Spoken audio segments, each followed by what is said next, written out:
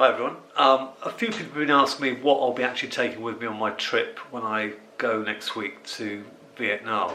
I've laid everything out here and I'm going to go through each thing one by one, just explaining what I'm going to take. I've tried to slim everything down a little bit so I'm not carrying unnecessary weight, but we'll have a look at the different things from my easel down to what I'm carrying my brushes in, paints, paper and stuff like that. Well, there's a shot of everything I'm going to take. And the idea is that everything I've got there can actually fit. So apart from the large sheets of watercolour paper, which I'll take out individually, will fit into the bag that you can see, this bag here behind, which goes across my body. So even though it'll be quite heavy, it should be quite easy to carry. Starting off with my tripod, I'll start with the tripod first. This one, as you can see, folds down. Let's put it over there. This one folds down to a pretty good size. It was about £50 from Amazon. It's not a lightweight one. It's not a carbon one, which would have been nice, but they were too expensive for me. But nevertheless, it's it's well made and it does the job. Then I have this board which clips onto. I put my camera plate onto there, and that actually clips onto the tripod, and it makes for a really good strong support. I can have that sitting down or standing up, however I fancy.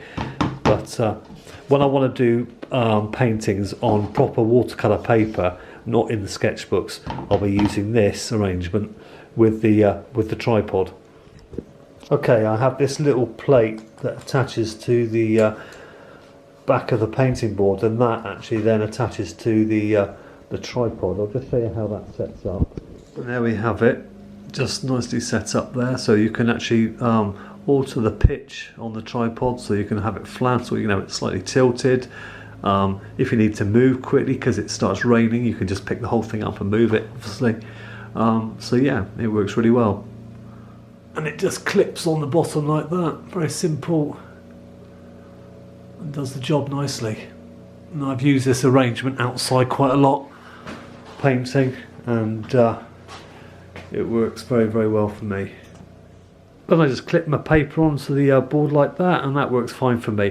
You do get a little bit of cockling on the paper, obviously, because it's not taped down properly, but you can work with that. I don't use too much water. When I'm outside, I'll make sure I'm painting reasonably dry.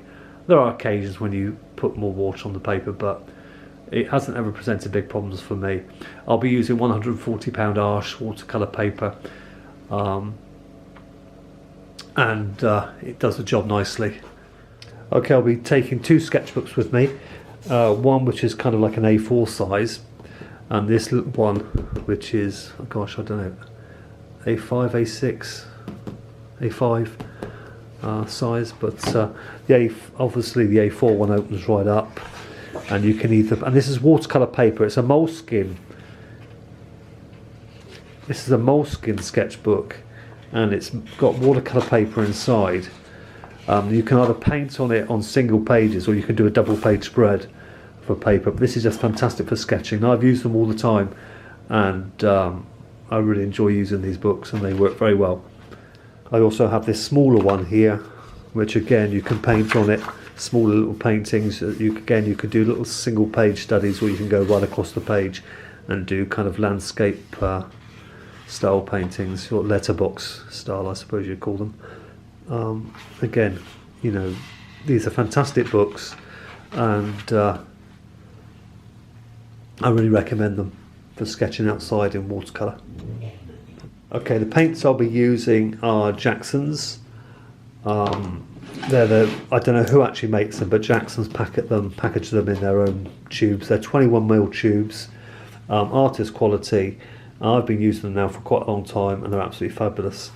They're quite a bit cheaper than Winsor & Newton.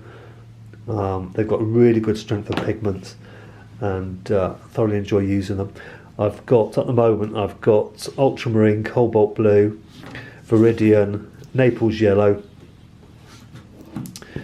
cadmium yellow, lemon yellow, cadmium red, and alizarin crimson. I might add to that a little bit, but I'm not going to take too many with me. But that should be enough to get me started, but I might add to that over the next couple of days, I'm not sure. Then I've got my Liz Deacon plastic palette, which has got really nice deep mixing wells in it, so you can mix plenty of paint in here. And again, I just squirt my tube colours into these little pan holding places, and I find that works really well. I'll also take this little spray bottle, which means I can keep washes moving. If it's really hot and dry, I can kind of keep it damp with this a little bit and get some good effects with that. I've got this for keeping for my water, so that works well, no problems with that. You can't do much without brushes, so I've got quite a big selection I'll be taking. They all sort of fit nicely in here, but I've got lots of Chinese brushes which I like using now. A couple of Isobay brushes, some pens to do pen ink work there. There'll be some pencils added in here. I've got the Hake and a flat. So I've got a good selection of brushes. They'll work well. I love this one that I've recently got back in a car boot sale in the summer. It's goat's hair, and it's such a versatile brush. Fantastic. Okay, I've got this rather nice bag made by a company called STM. I don't know what STM stands for, but they can be found on eBay. They do a whole range of bags, but it's got lots of zipper pockets. It'll also be useful for taking my laptop in and stuff like that. It's got a space at the back here for a laptop.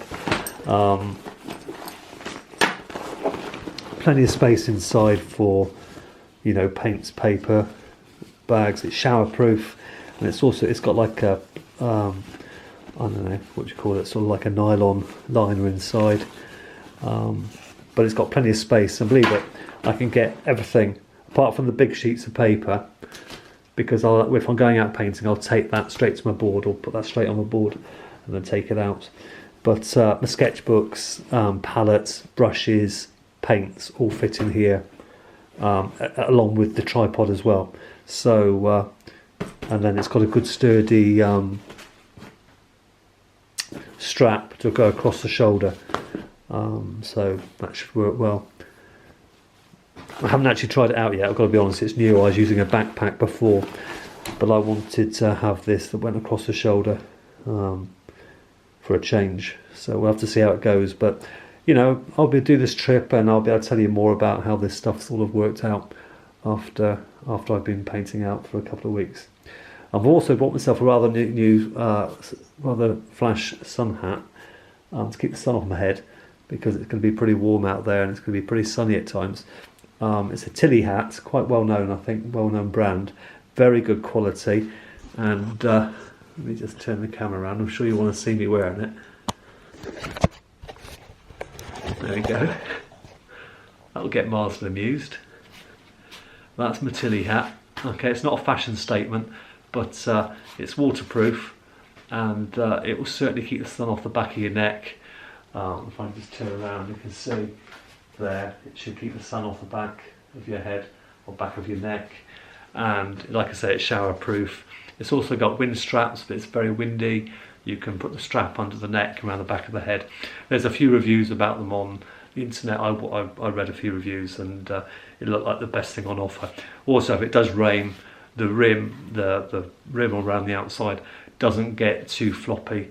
It will support itself, which is quite an important thing really. You don't want it all sort of dropping down in front of your eyes. Okay, so that's the hat. That's basically everything that I'm taking. It'll all be packed into. Most of the stuff will be packed into. Hold on a second. Be packed into this rucksack, and hopefully it won't get lost on the way. I'm paranoid that it will be lost at the airport and it will go off to some other country or something.